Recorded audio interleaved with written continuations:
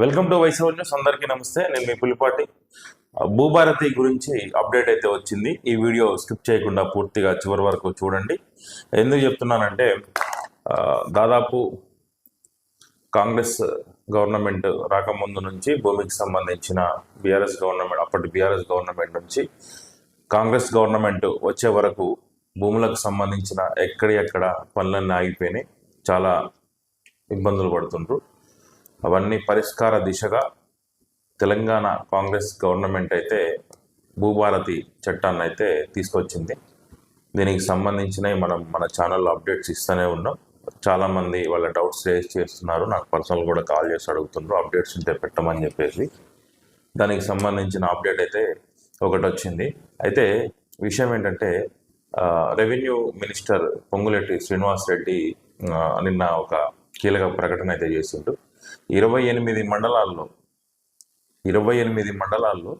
అంటే జిల్లాకు ఒకటి చొప్పున 28 మండలాల్లో భూభారతి చట్టాన్ని అయితే ఇంప్లిమెంటేషన్ చేస్తారంట. ప్రస్తుతానికి రాబోయే రోజులలో రాష్ట్ర వ్యాప్తంగా అన్ని మండలాల్లో చేసే ఆలోచనలో ఉన్నారు.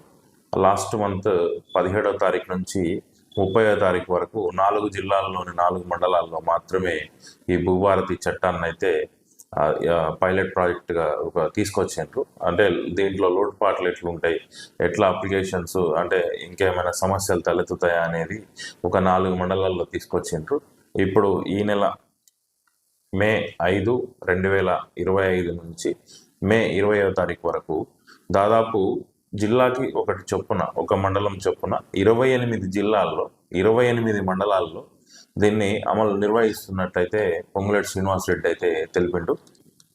ఈ భూభారతి చట్టానికి సంబంధించి ప్రజల్లో విస్తృత స్థాయి ప్రచారం కల్పించి ఏ అయితే ఇప్పుడు 28 మండలాలు ఉన్నాయో ఆ మండలాలకు సంబంధించిన రైతుల దగ్గర నుంచి అప్లికేషన్స్ తీసుకొని వాళ్ళకి అర్థమయ్యే భాషలో చెప్పాలని పొంగులేటి శ్రీనివాస్ రెడ్డి గారు అయితే తెలపడం జరిగింది.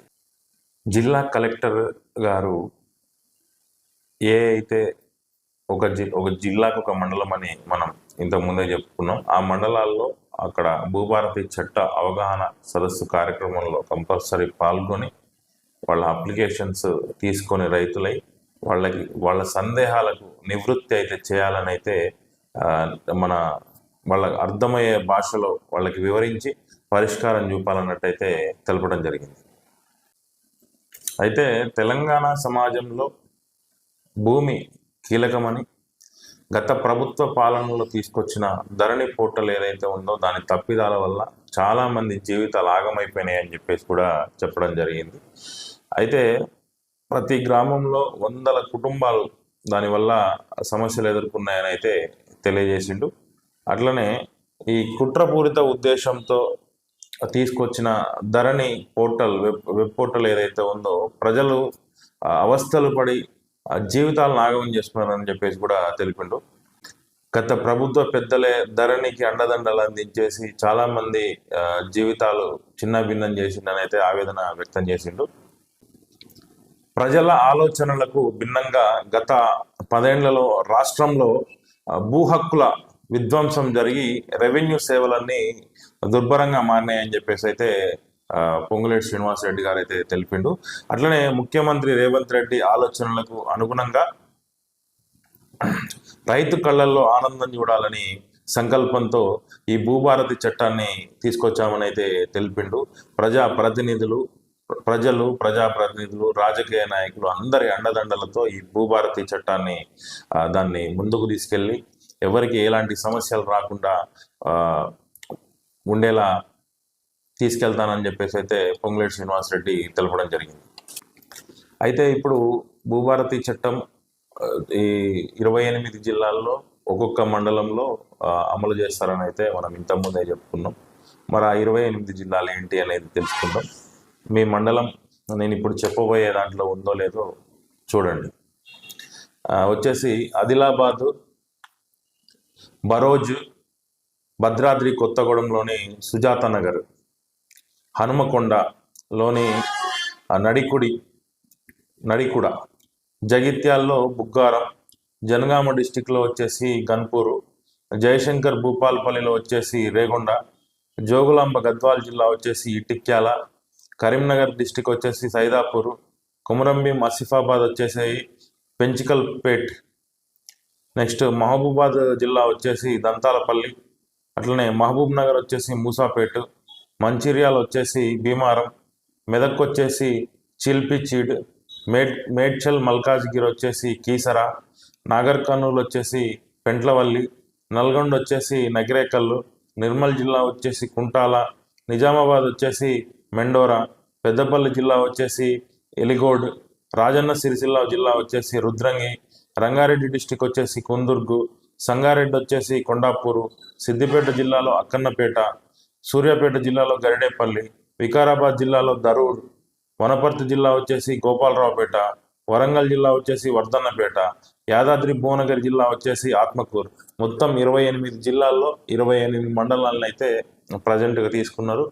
ఈ 28 మండలాల్లో ప్రజలు ఇచ్చే ఏదైతే దరఖాస్తులు ఉన్నాయో వాటిని స్వీకరించి వాళ్ళకి అర్థమయ్యే భాషలో కలెక్టర్లే స్వయంగా ఈ భూభారతి అవగాహన సదస్సులో పాల్గొని వాళ్ళ సమస్యలను నివృత్తి చేయాలని చెప్పేసి అయితే పొంగులేటి శ్రీనివాసరెడ్డి చెప్పిండు.